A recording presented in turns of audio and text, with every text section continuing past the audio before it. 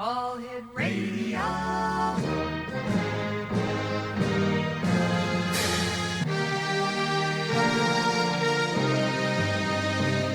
Welcome to the X Zone, a place where fact is fiction and fiction is reality. Now, here's your host, Rob McConnell.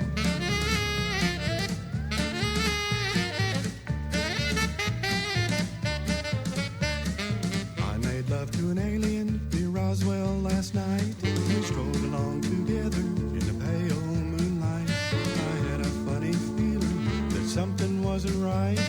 I made love to an alien last night. When she gripped my hand, I was feeling mighty fine, but her fingers with mine would not intertwine.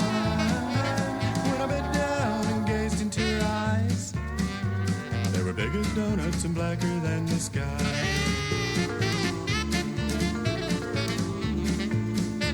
She said, I'm feeling lonely. I said, Lord, so am I. We'll stroll along together, but we won't question why. That ground beneath your feet, dear, is flashing red and white and sprouting little mushrooms left and right. Then she threw me down and put me on my And welcome back to the X Zone. I am Rob McConnell. Don't even know my own last name anymore. Let's try that again. I'm Rob McConnell.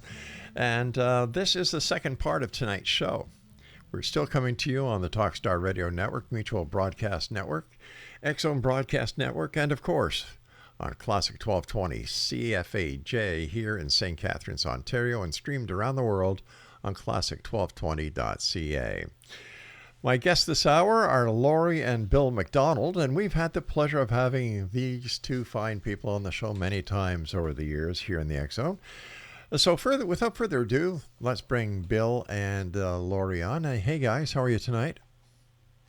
We're doing well, thank you. And how are you? I'm doing great. For the listeners who have just joined the X Zone Nation over the last couple of months, Bill and Lori, why don't you tell them about yourselves, who you are, and what you do? Well, I'm Bill, as in Bill McDonald, and I just retired from law enforcement in Arizona in the corrections industry. And my wife and I are both investigators of all kinds of paranormal. She does ghosts, hauntings, some of the UFO abduction stuff. I do more of the UFO and the physics associated with different modes of propulsion related to UFO research. She works with a lot of people that come in off the streets with their ghost cases and or contact cases. We also are both fascinated with cryptozoology. And we both have extensive educational backgrounds in all kinds of different things, which makes it kind of the perfect husband-wife combination. They be remembered the way Jim and Carl Lorenzen were remembered, and also some of the other husband and wife teams. There aren't enough husband and wife teams running around anymore. No, there aren't. And thank you both for coming back on the show. Bill, I understand that you're working on a very fascinating UFO case right now. Well, to kick off our segment is rather interesting. There's two brothers who are cops. One works corrections, one works local PD. I'm not going to give out any names, obviously, but in our neck of the woods, one of those two introduced me to a brand new neighbor that just moved in several houses down from our neighborhood. And this gentleman and his wife are both involved in everything from special needs care of adults and children to solar energy farming, as in the engineering and the repair of solar energy. They just got moved from California over to the solar energy that we have here in central Arizona, and they were rather desperate to find a UFO guy. And it turned out that one of the two brothers happens to know me very well from on the job. So he fetched me while I was walking with my son 3 nights ago, and he introduced me to the engineer and his wife and their 3 children. They were out in Tehachapi, which is a very mountainous region between Palmdale and Edwards Air Force Base to the northeast, and the majority of LA County to the southwest, and upper Mojave Desert areas where it meets some very rugged mountains. And the area is rather famous for its own secret bases, some of them underground, as well as obviously the close proximity to Site 4 and Area 51 and all those areas. And so they were out cruising around on some back roads that he had scoped out with the kids, and they had an encounter. There was something in the sky, it was fuzzy. But what was not fuzzy was a small child, roughly the size of a kindergartner, who looked like as if from his facial and his skin pallor and his features that he was some sort of like a cancer patient who had been undergoing chemotherapy at some place like St. Jude or that other place in Pasadena that focuses on childhood cancer. Wearing a suit. And this young, they presume it was a male, was wearing a perfect fitting miniature suit, an impeccable, not dirty suit and tie, black suit, white shirt, black tie, no jewelry of any kind. And every time they looked into this little kid's eyes, they had trouble focusing on the eyes. They had trouble focusing on exactly what kind of eyes they were. But the impression was Asiatic and brown. She said just plain dark, period. They got out a 911 call. The area was just in range of a cell tower. What time did this happen, and when did it happen? This happened about 6 weeks ago, Southern California, sunset. Anyway, they got 2 calls out. One to a law enforcement guy they knew, and a state trooper showed up along with a black 4-wheel drive SUV. And while the state trooper spoke with them and got their story about the kid, 2 guys in the SUV got out, walked straight up to the kid, and gently shepherded the kid into the back seat with one of those guys from the black SUV. That's the last they ever saw of the kid. The state troopers were then joined by a local sheriff deputy, and all were informed, don't talk about this, don't bring it up. You know the story and how it is out here. Was that like a black-eyed kid? That was the first thing that popped into my mind. But anytime that you try to get either the mother or the father, she's just turned 29. He's halfway through his 30th year. The minute you try to get them to describe the eyes, their memories get jumbled up. They get what appears to be a form of anxiety, and they get very nervous and hinky, and they just say dark, and then they want to change the subject. So, needless to say, this is not the first story of this kind, going all the way back to the 50s in that area. Right. And that area is also famous for its rather corny D-list sci-fi films that were shot everywhere from Joshua Tree all the way up into Tehachapi, as well as Fox Ranch. But the UFO, they said the UFO lights was or something? Fuzzy, no lights. The sun was sinking. The thing was above the sun, They were not in shadow, but the sun hurts their eyes, obviously. No details whatsoever. Just a large disc that looked like it was larger than the little portion of the draw that they were in on that section of the road. Now, Bill, did they see the child come out of the UFO? No. No way. The child was walking on the side of the road like as if somebody had dropped it out of a car. Like, you know how sometimes kidnapped children are just dropped off on the side of the road and the kidnappers take off? Yep. It was literally like as if the child was abandoned. But they do not recall any fear, no crying, and the child did not speak, nor did it behave in an upset manner. And it also did not seem to evoke any kind of, or rather, it was not experiencing any kind of fear of its own. Now, did the child try to communicate with him at all? So he just looked at him and no expression.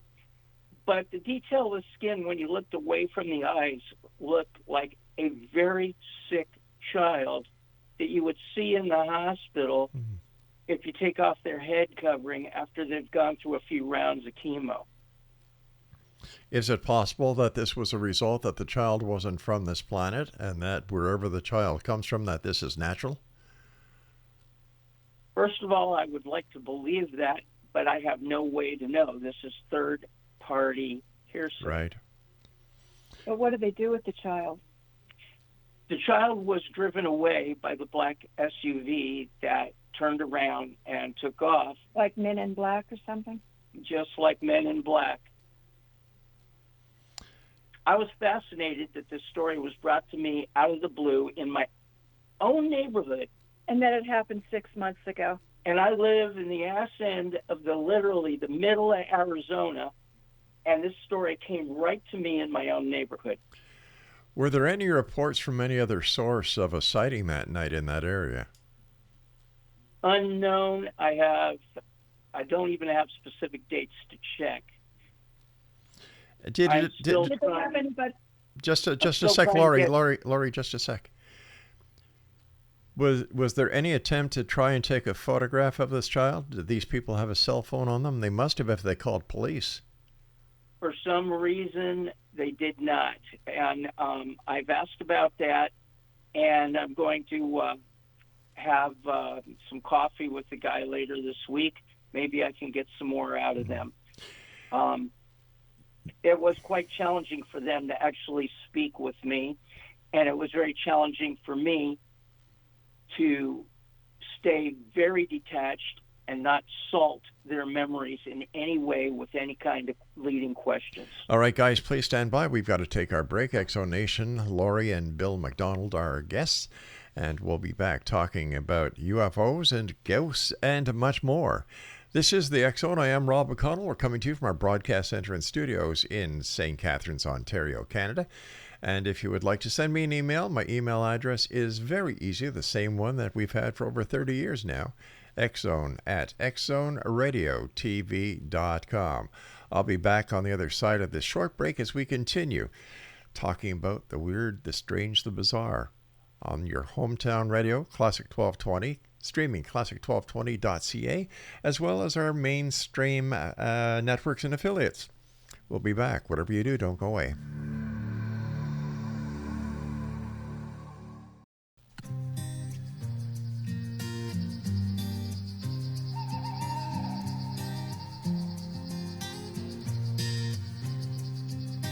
Out in the fields, farmers grow bread and called for the meat they took for the shed. Then dark came to fall, silence was all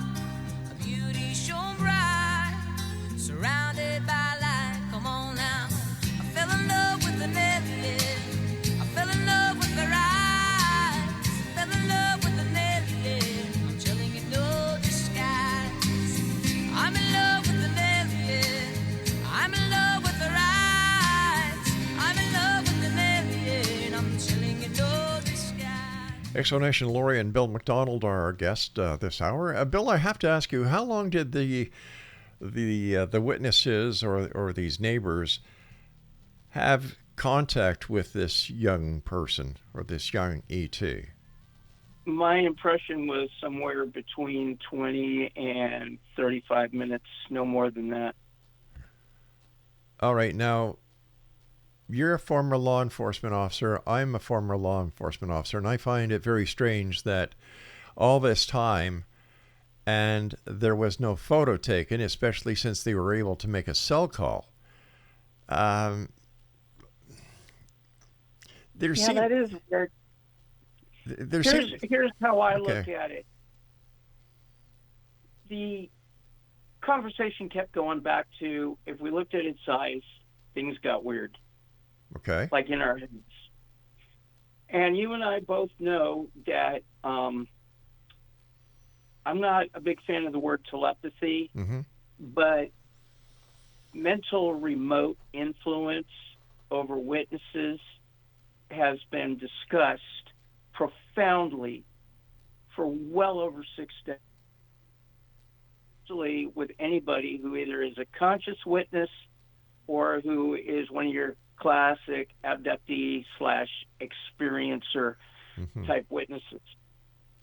So, and you know the caseloads and all of the researchers as well as I do, and stories always go back to that sort of thing. What was most heartwarming to me about the story was the lack of any attempt by the two witnesses to over-dramatize. They were very matter of fact. It kind of like as if you were speaking to engineering people that are involved with agriculture in some place like Iowa.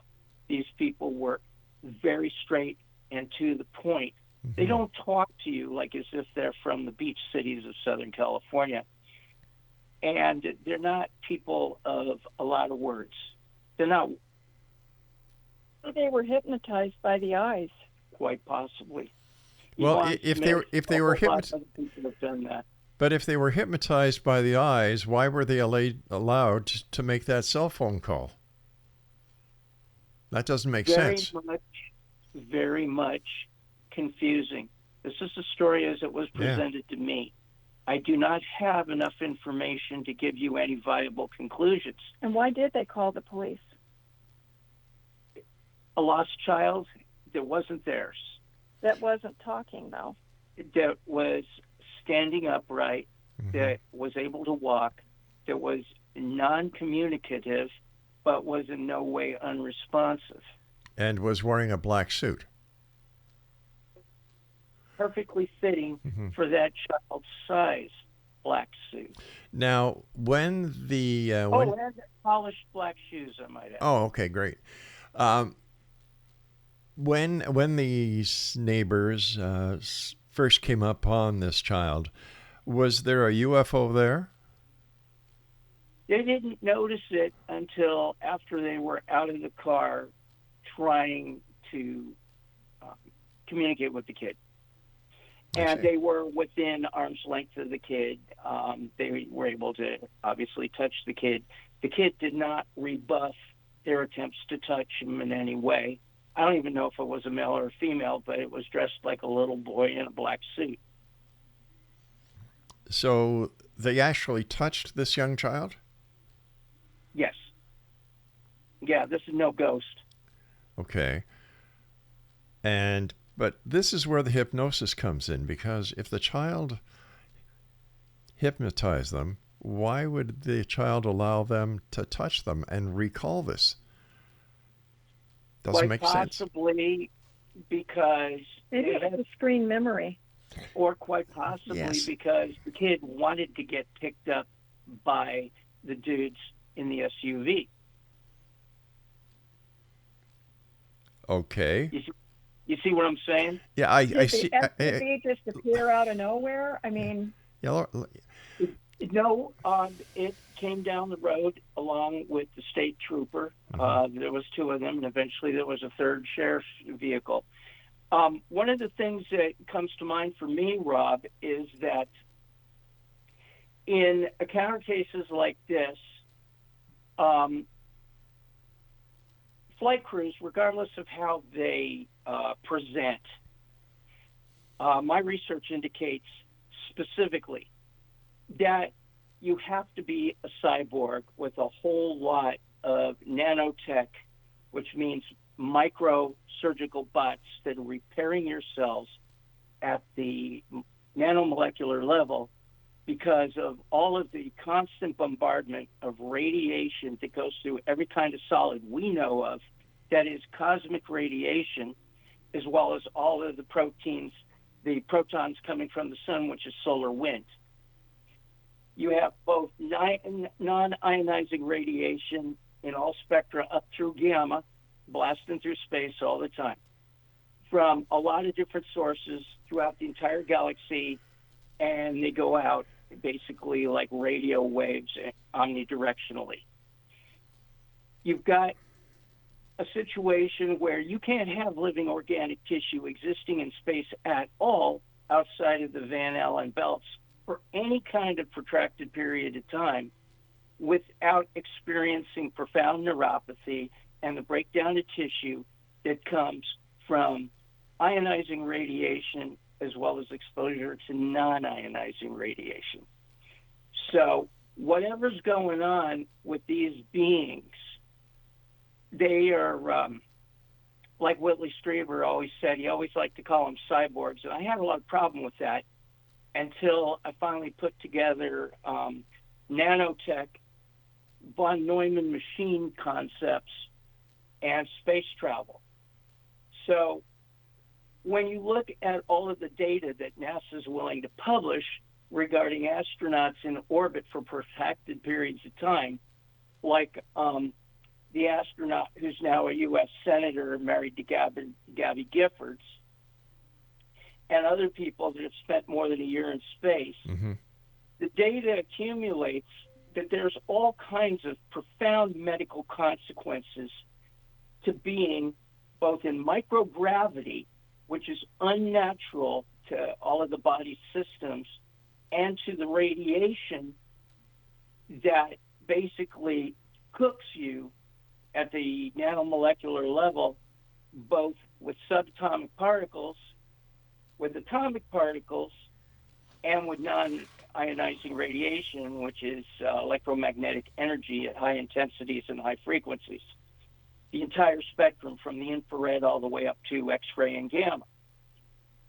So whatever these things are, they're technologies that are at least 10,000 years in advance of ours, but they also are bred to the machine systems that they occupy as easily as the machine systems are constructed out of,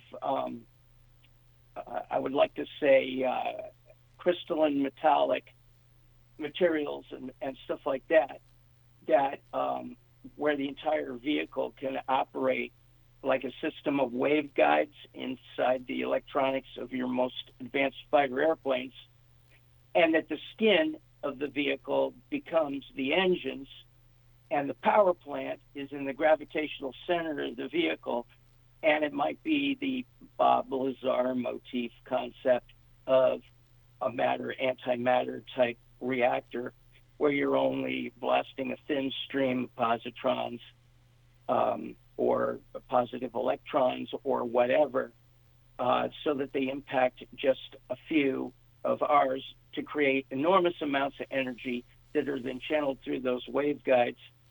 And then navigation, you and I could do an entire show just on the navigating of a UFO. But for today's intents and purposes, I'm thinking that this thing was being used like a space probe.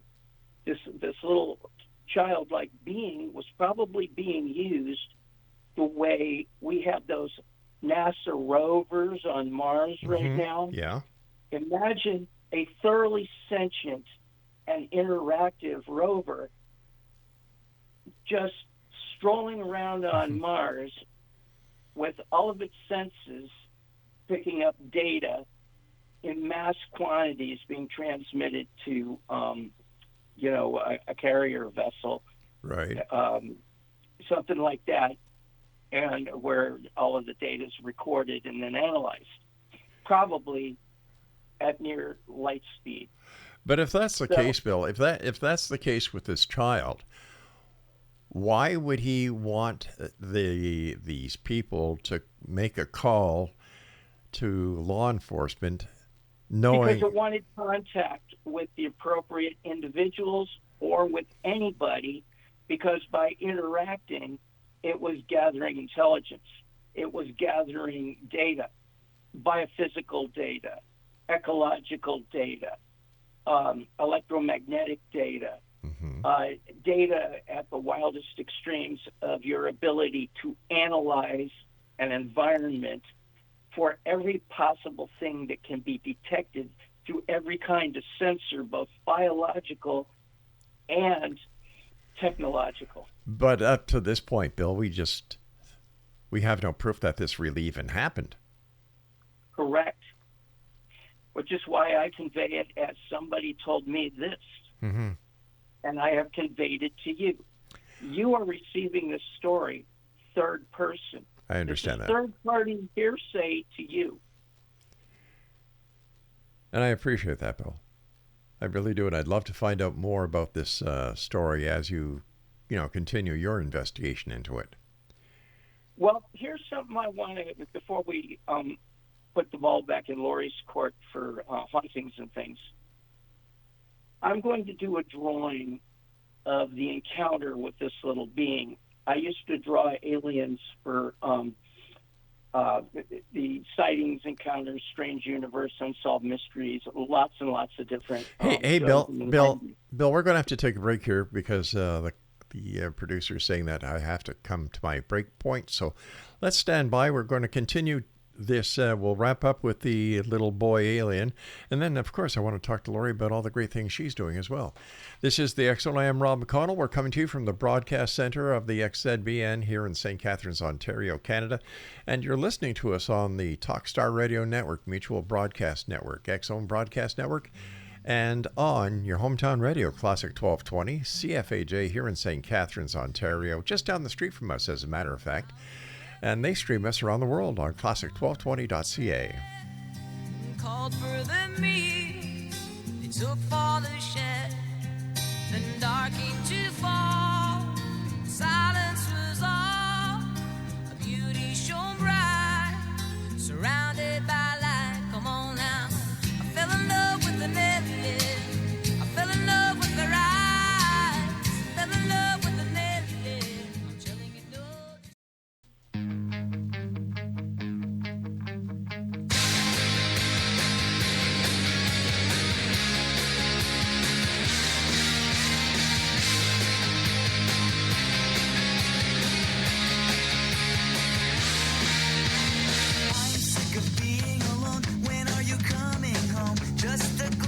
Your face, I can remember smelling your hair. I'll meet you anywhere, somewhere that no one can retrace, somewhere where no one will know our faces. She has two arms to hold me and four legs to wrap around me. She's not your typical girlfriend. She's my alien.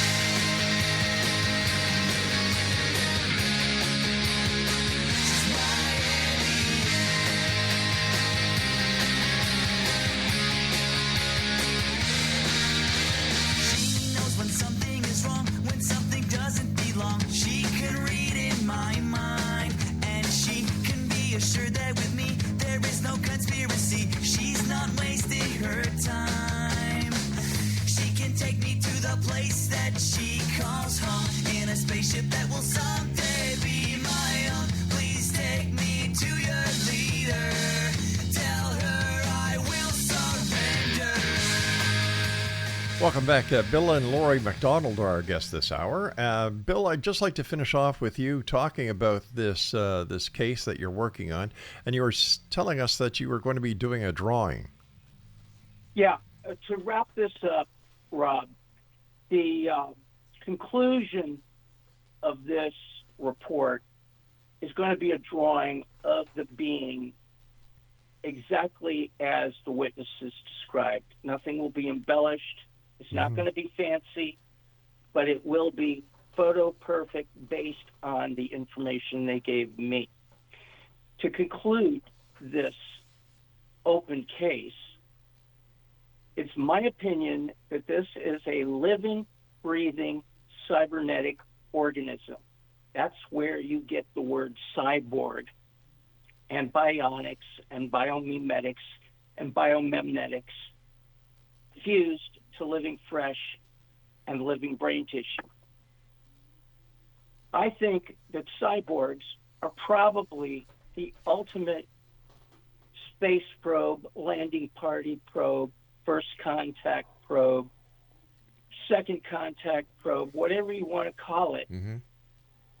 A programmed, living, breathing, cybernetic organism, half machine, half biologic, is the perfect organic device for acquiring information, especially if it's sentient enough to hold a conversation with somebody like this engineer, whose expertise is in solar, and his wife, who is an expert in the care of children who are profoundly autistic. I'll look forward to seeing the photograph, Bill, and thanks very much for that. Let's talk to Lori now. Lori, UFO exposure, health injuries of close encounter or UFO incidents. Tell me about it. Sounds fascinating. Okay, well, I wrote this book because I had an experience with being invited into a special group of abductees. But the thing that really freaked me out about it was when Bill came home and he said, I've been speaking to this scientist, and they do these brain scans and they take blood tests and all this. And I'm like, what? And I didn't believe him. I thought, he's just pulling my leg. I said, if this is real, I want that doctor to call me. Because I didn't think he'd ever, I just thought, oh, come on. And he called. Boy, did he call. And it was everything he said and a lot more. But I thought I didn't really want to join the group. But, I mean, for those who wanted to join it, to each his own. Sure. But for me personally, I didn't want to join it. I didn't want to know. I didn't want to be part of it because I was kind of like insulted about doing a brain scan. Not to mention DNA. Like, what are they going to do with that? And where's it going to go? And who has control over it? Who's really doing this program? And where is this information going to go? And Epigenetic analysis of every gene marker in her body. Oh, my gosh. DNA screen, blood tests, MRIs, it sounds, unreal. And they wanted my stuff, too. But the reason they were interested was because I had had an incident at Mount Shasta. And that's the other reason I wrote the book, because I wanted people to understand, and feel like if they haven't experienced, the book explains what to do. You can contact, like MUFON or UFO groups. You could submit a report. But my thing, like you said, take a photo. You know how many people see a UFO and you say, did you take a photo? And 9 times out of 10, it's like, oh, I didn't take a photo. I don't know what the deal is on that. Could it be that they're in such shock that it doesn't occur to them at the moment? Or is this some part of a game that they play trying to get notoriety? Could be, but maybe both. Yeah. How about D, all of the above? Yeah.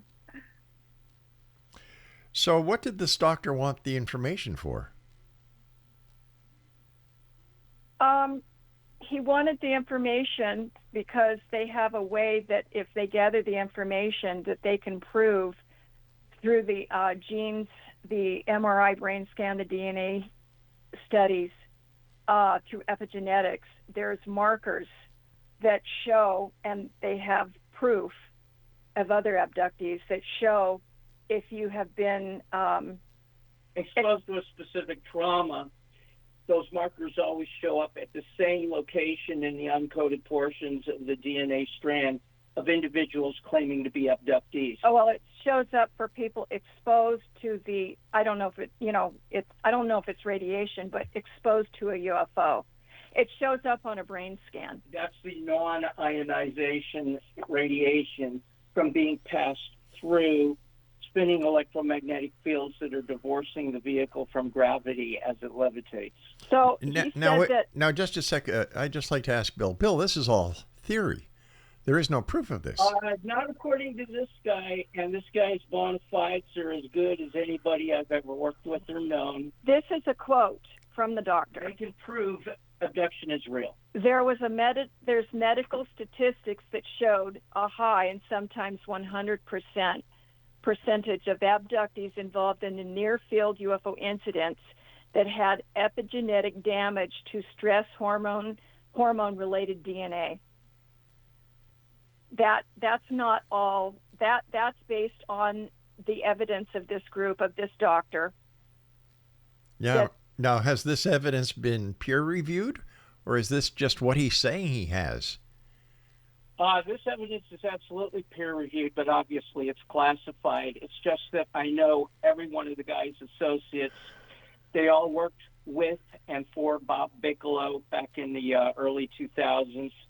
Their bona fides are not only good through the military as well as through academia, but also through the intelligence community. None of these people that are involved in this study that was being funded by a private research, probably a pharmaceutical company, and everything was being funded, and it's first class everything. You can collect DNA evidence from dead abductees, such as all the famous ones that are dead now, but you need live tissue for the brain scans. Mm-hmm. And when you can prove exposure to non-ionizing radiation that literally creates a sunburn type of lesion evenly all around the exterior surfaces of every individual brain body within the overall brain itself, and at the same time you have these specific proteins stabbing down from the epigenetic code that was created in the immune system and then replicated through every cell in the body through the reproductive process over a 3-4 month period, you end up with a gene marker for specific traumas. Now, rape creates a certain kind of trauma when it's familial. Mm-hmm. Stranger rape creates a different trauma. The third trauma is obviously battlefield conditions, things like that. There's a gazillion different environmental traumas that create gene markers that affect the evolution of us and our continued speciation that's ongoing right now. These processes are ongoing 24/7. Turns out these guys were able to prove that abduction was real. Well, he also said that they had been involved in that for 8 years. It was a privately funded program, and that there was less than 100, but over 50 people that they had scientifically proven that they were actually had experienced UFO exposure. Well, like my question is if they have this proof, how come we don't hear about it? Obviously, because there's a profit motive. It's privately funded. It's private.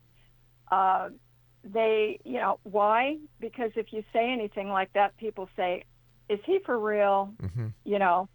Rob, we could do an entire show just on why the secrecy and how it has nothing to do with, religion would collapse, society would be in shock. All of this stuff from those reports that came out that were bogus, by the way, in the 60s.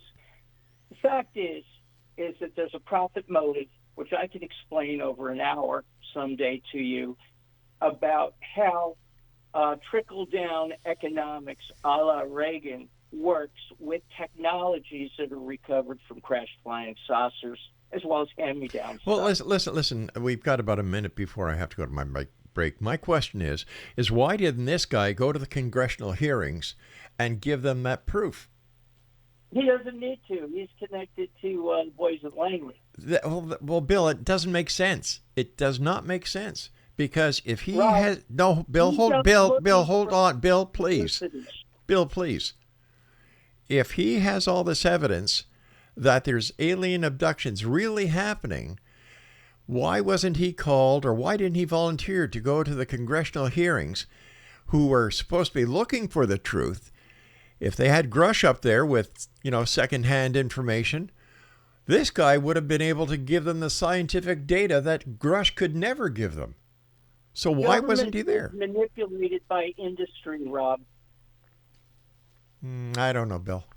We'll be back after this commercial break. This is the X Zone. I am Rob McConnell, and we're coming to you from our broadcast center and studios in St. Catharines, Ontario, Canada. And you're listening to us on the X Zone Broadcast Network, Talkstar Radio Network, Mutual Broadcast Network, and your hometown radio, Classic 1220 CFAJ, streaming us at classic1220.ca.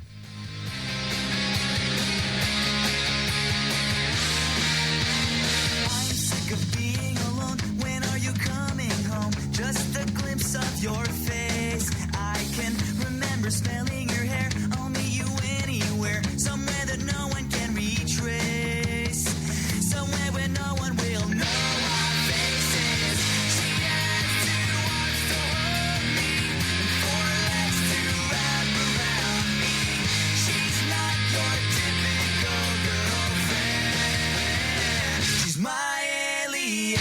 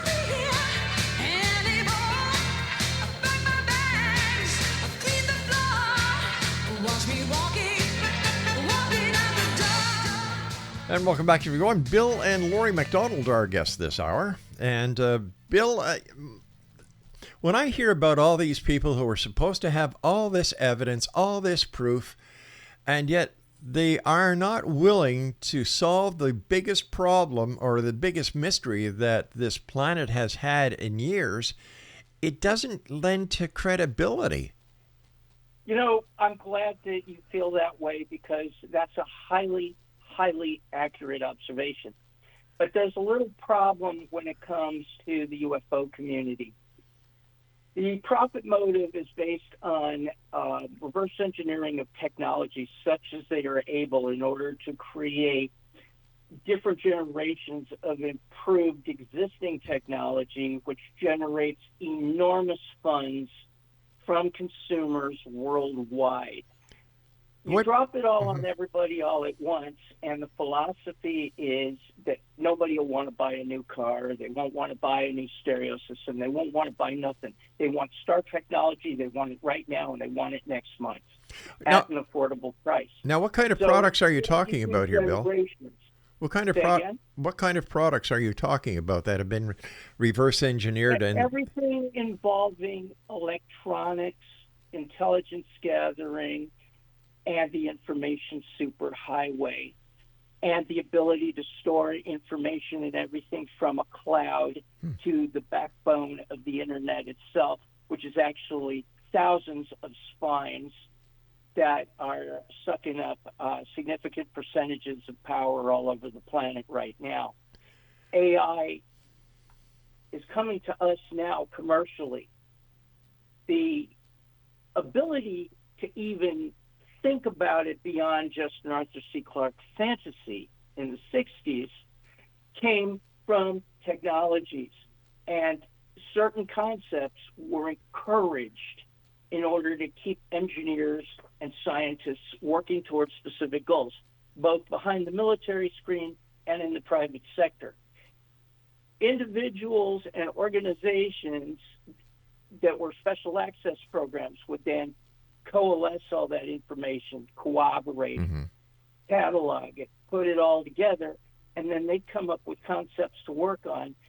And then we'd have all these explosive technologies, and stocks would go up, and you'd have global economics and the whole thing. And this has been going on for 4 generations. All right, now I'm going to stop here for a second because I have a couple of questions to ask you. Are the United States the only ones who have been blessed with this reverse technology, or are hell no! Hell no! Okay. The British got it. The Germans got it. The Okay. Chinese Now just got give. it big time, Okay. and the Soviets. All right. Now here's my question: if all these countries have the same reverse technology that's supposed to come from crashed UFOs, why are we still so threatened about nuclear war? Why are we still using solid rocket propellant to go to the stars? Why do we need to go to Mars? Why are we going back to the moon? Actually, there's profit motives to all of it. Why are we going to Mars? Mars is mineable. Not to mention the fact that probably mycological, which means fungi, and microbe species might exist on Mars that may have been around longer than life on Earth. Mars died 2 billion years ago after a very long 1.5-year process. But let's throw over here. Again, it drives up profits, it keeps industries going, and it keeps captains of industries being able to puppet master governments and intelligence agencies because they fund most of the black program projects. Okay, so why the congressional hearings? Why the congressional hearings? The hearings are simply there to mollify the mob. They're there to mollify the public. They are pablum for baby birds. The real information, some of us get lucky and we get just a slight taste of it. And if we're smart enough, we realize where it's going and what it means. So then guys like Chris Carter, they put it in shows like The X-Files with that syndicate. Other guys deal with, again, the fusion of flesh and machine systems using nanotechnology. The concept that Martin Caidin created called Cyborg in 1973 became the $6 million man. And just in Hollywood, how much money did Colonel Steve Austin make back in those days? I can give you a month's worth of shows just on the economics of the secrecy and how it is bled out slowly, carefully by individuals who have the kind of money that Elon Musk and Microsoft have. But yes, there's less than 250 of them worldwide. It's multinational, private sector, and governments dance to their tune. They are puppet masters. Okay, here's you also have the just a same second. arrangement for genome. Hold on, Bill. and Bill, for Bill, energy. Bill, hold on. I got to get in here too, okay? If this information is out there, how come nobody's hacked into a government computer and put it around the world like WikiLeaks has done in the past? There was a young man who got in a boatload of trouble long before Julian Assange got into a boatload of trouble. All right. There's been a lot of them. But- And if they don't cooperate, they just don't get to move forward.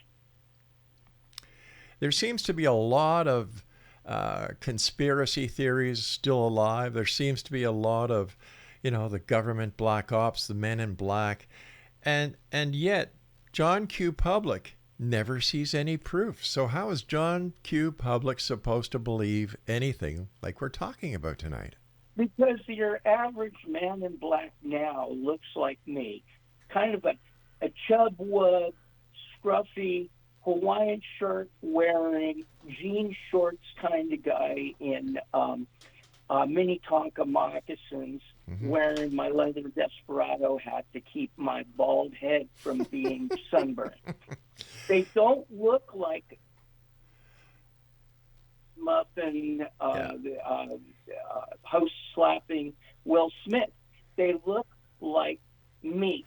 Okay, and I'll take that, Bill. Bill, I will take that, okay? But what about the photos? There's no photographic evidence. There is no evidence whatsoever to substantiate any of the theories about reverse engineering. Well, wait. About I UFO. think that they do have evidence. Where? Because they had several cases in the book that I wrote about. They had governmental evidence to support that these cases, these people had been exposed to UFO radiation. But Lori, did you actually see the data? No, I didn't actually look or examine that. I'm just saying. You're saying what they told you. No, I read about the cases. They were governmental cases. Now the for incident exposures, like the Rendlesham Forest. That Canadian dude that got exposed to a UFO. The Cash Landrum case. I mean, these are really investigated, well-known cases. So, but a well-documented case or a well-investigated case without any substantial or physical evidence proof bears no weight. Well, they had photos. Yeah, that's true. It's part of the game. They had photos, and when they went to the hospital, they had records, medical records to support it too.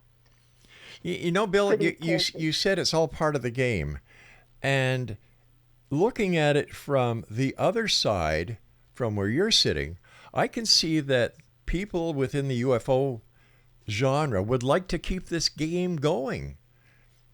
They don't want... There's two kinds of people that need the game that are not the ones that are holding all the cards. I hold no cards, you hold no cards. But the game for us gives us a few shekels in our pockets, while it gives billionaires whose names are not even published more money than almost everybody else. Yeah, and besides the exposure in these cases, how do you know it wasn't our exposure from exactly. our UFOs? Exactly. And that the government was trying to cover it up so that they wouldn't have to pay for it. Bingo. And it's quite possible that technology 10,000 years in advance of ours was dug up somewhere rather than coming in out of space. I mean, there's all kinds of possibilities here. Right. I don't know it all, and I never will. I just know enough to know that dudes, and I am absolutely confident are who they say they are, have a better handle on the subject than I'm allowed to have.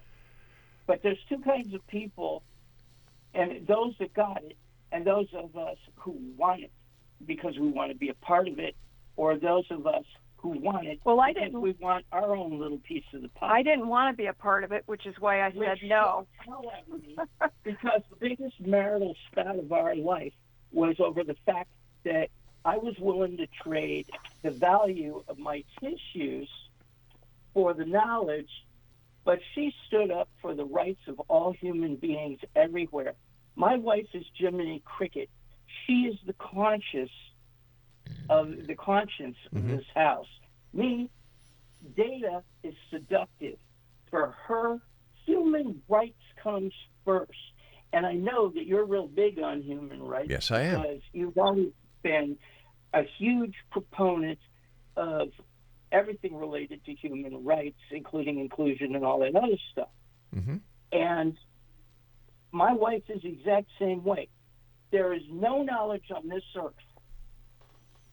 that is worth sacrificing profound human rights in order to have. Bill, with Does that that, make my sense? friend, I must say so long for tonight because the time has come where the producer says, Rob, you've got 60 seconds to do your extra. So, guys, thank you so much for coming on. We'll have to have you back on to finish this conversation and hear more from Lori. So until next time, thanks very much for joining us and keep up the great work, guys. And congratulations on retirement, Bill. Thank you so much. Bye-bye, dear. We love your show. Thank you, guys. Take care of each other. Thank you. And Bill, keep Good rubbing evening. her toes, okay? Oh, dude, you should see her feet, man. They're upsetting. All right, Exo Nation. I'll be back tomorrow night at 10 o'clock as once again we cross the time-space continuum to this place that I call the X Zone. So until tomorrow night at 10 o'clock, from everyone here at the X Zone Broadcast Network and all their affiliates, the Talkstar Radio Network, Mutual Broadcast Network, and of course our good friends at Classic 1220 CFAJ AM in St. Catharines, to each and every one of you, always remember to keep your eyes to the sky and your heart to the light. Good night now. Whiskey or beer.